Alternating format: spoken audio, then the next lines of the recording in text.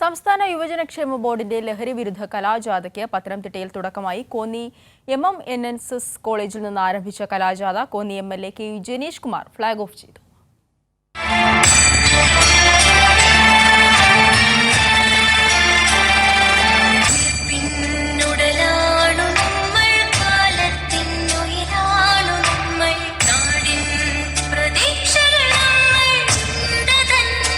സംസ്ഥാന യുവജനക്ഷേമ ബോർഡ് അവളിടം യുവതി ക്ലബിന്റെ നേതൃത്വത്തിലാണ് ലഹരിവിരുദ്ധ കലാജാഥ സംഘടിപ്പിച്ചിരിക്കുന്നത്.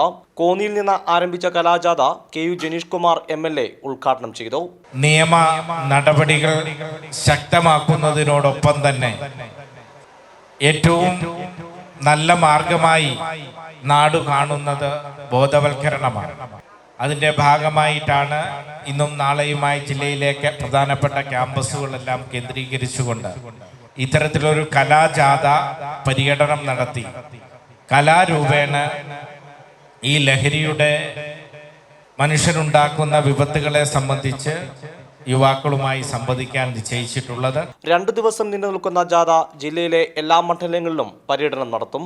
അവളിടം ജില്ലാ കോർഡിനേറ്റർ നീതു അജിത്, ജില്ലാ youth coordinator Bibin Abraham, youth programme officer SB Beena തുടങ്ങിയവരാണ് ജാഥയ്ക്ക് നേതൃത്വം നൽകുന്നത്. കൈരളി ന്യൂസ്, പത്തനംതിട്ട.